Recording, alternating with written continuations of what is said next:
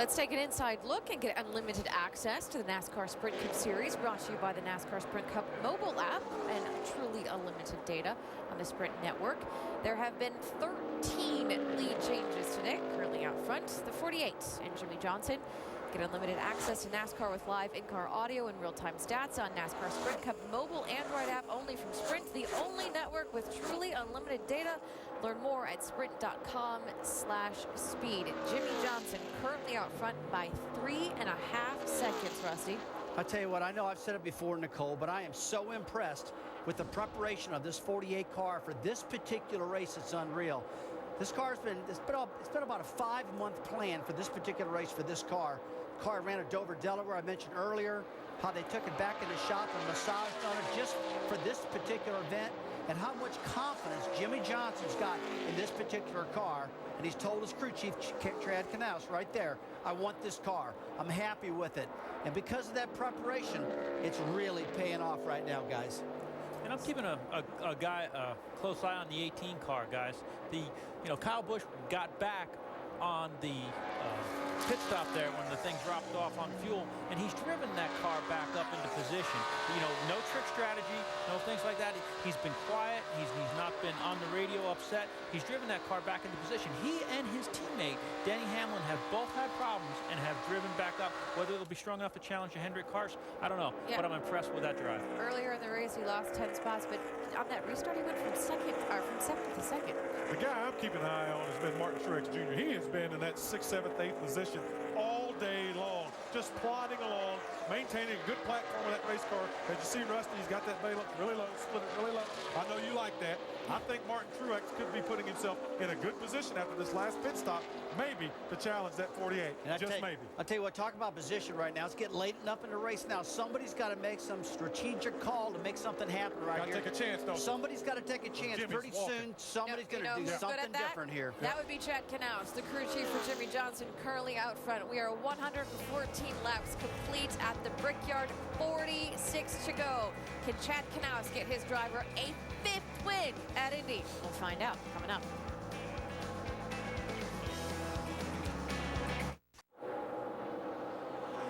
About to mark 300 miles of the Brickyard 400 at the Indianapolis Motor Speedway, with Jimmie Johnson, the 5-time champ and 3-time Indy winner, out in front by 3.4 seconds over his teammate Jeff Gordon.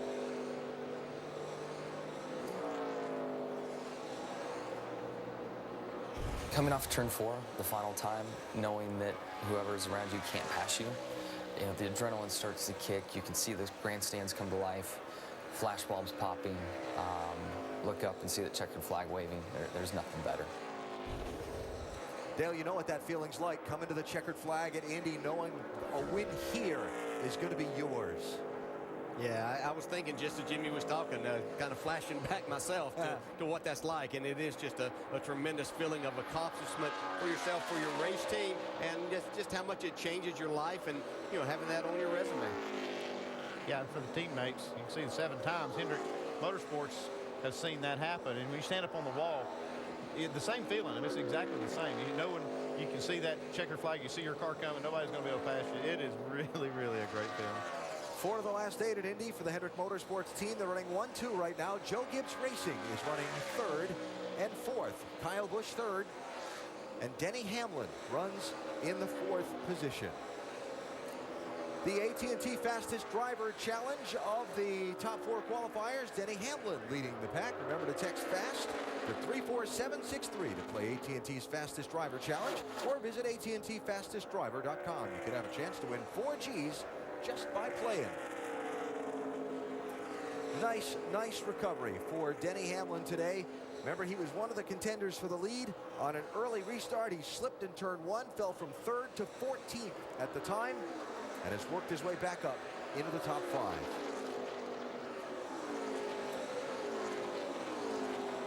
And it wasn't all that long ago that Kyle Busch was in front of Jeff Gordon for 2nd spot. Now you see how far he's fallen back off of Gordon's back bumper. 3 seconds he's lost to 2nd place, Dave. Alan, he radioed his crew and gave him an idea of why. Definitely struggling on exit, just being able to keep the car turning and throttle up. I can't do either. Okay, 10-4, I'll work on it for you. The working on it is going to be a track bar down and air pressure back where they had it before. And Kyle lately has had such terrible luck. The last 7 races, only one top 10, dropped from 9th to 13th in the points. And with only 1 win this year, he's not the top wild card candidate. Dave Rogers said a win here would be big for that reason and because of our short track program, which DJ mentioned at the top of the show. You see Greg Biffle passing Denny Hamlin. That'll be 4th place there, Dave.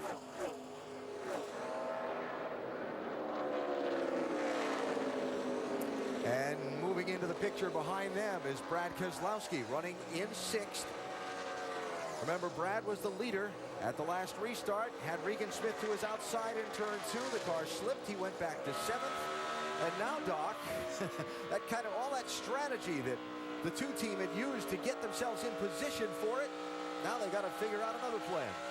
Indeed they do, Alan. They're about 10.5 seconds behind Jimmy Johnson, the leader, and that presents a problem. If you pit now, you got to have a great pit stop. You do not want to lose a lap on pit road in case the yellow would come out. They actually can go to lap 130, but their window is going to open up here in about 2 laps.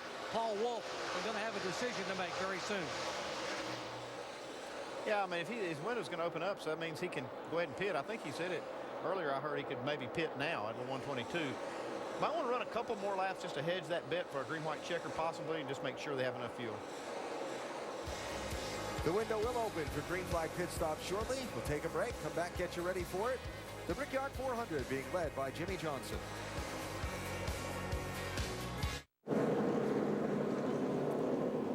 We're under the yellow flag at the Indianapolis Motor Speedway. Jeff Burton has had some problems. The left front down on that 31 car, and then in driving it back around to the pit area, further damage. It doesn't look too bad right here. It looks like he just lost left front, going to get into the pits, but it's done some more damage. We're going to have to spend some time repairing it. He was in 16th place at the time. And so as Burton rolls back out, the leaders have come by pit road opening behind the pace car once already, and the pit road was closed for NASCAR to check if this 31 car was leaving debris and fluid behind it on its way in. The pit road is going to be open this time, and at the timing of the caution flag, all of us looked at each other and said, okay, here we go with that fuel thing, and that 1 extra lap of the pit road being closed might make a difference. It could be big because at 30, it was 35 to go. The last time it'll be 34 this time. That 1 lap could make a big difference in who makes it, who doesn't. Yeah, it's going to be huge, and time they go back, get the track cleaned up because there was debris on the track also. They're going to have just over 30 laps, so we'll probably still see a few of them shutting it off under this caution, but they should be able to make it. Now's not the time to make a mistake on pit road, driver or team. You've worked all day for track position for these leaders up front. It's getting close to time to settle this race. That's it right here. It's what you live for.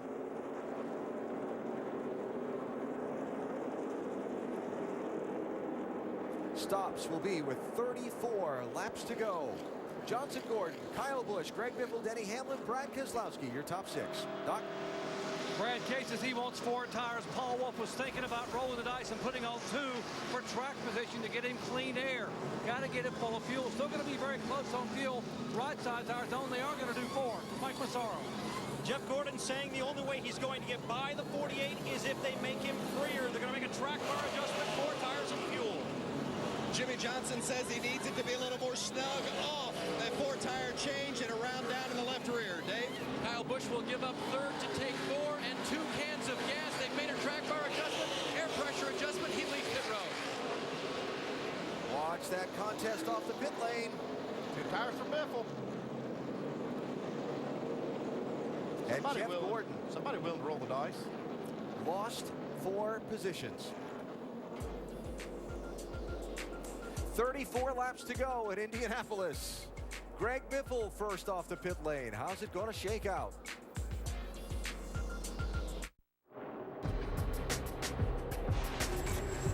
Brickyard 400 is presented by Golden Corral. Help yourself to happiness. And in part by Goodyear, chosen for superior performance. Goodyear, more driven. And Chevrolet, and their award-winning cars, trucks, and crossovers.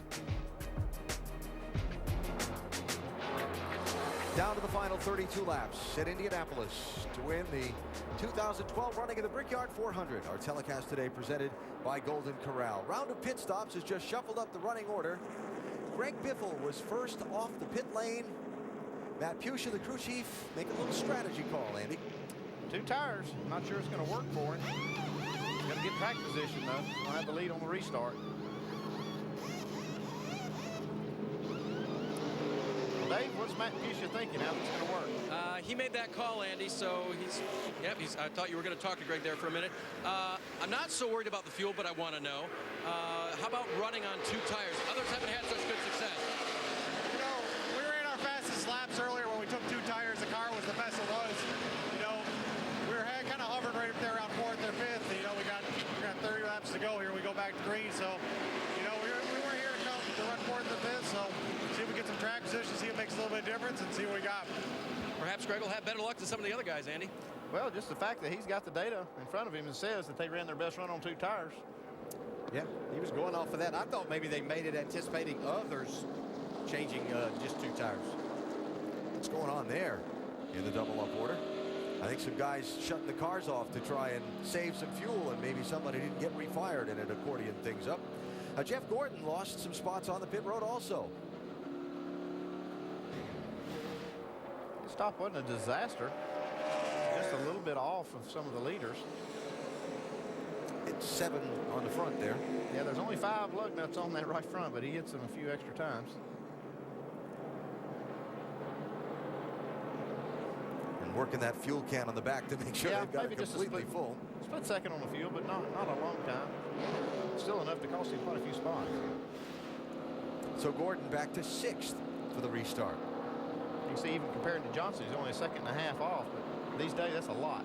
Yeah, I'd say the worst thing is that put him in 6th spot, which is on that outside. That could be the worst thing for him here. Yeah. Inside lane will be Biffle, Kyle Busch, Earnhardt Jr., Ryan Newman. Outside lane will be Jimmy Johnson, Denny Hamlin, Jeff Gordon, Mark Martin.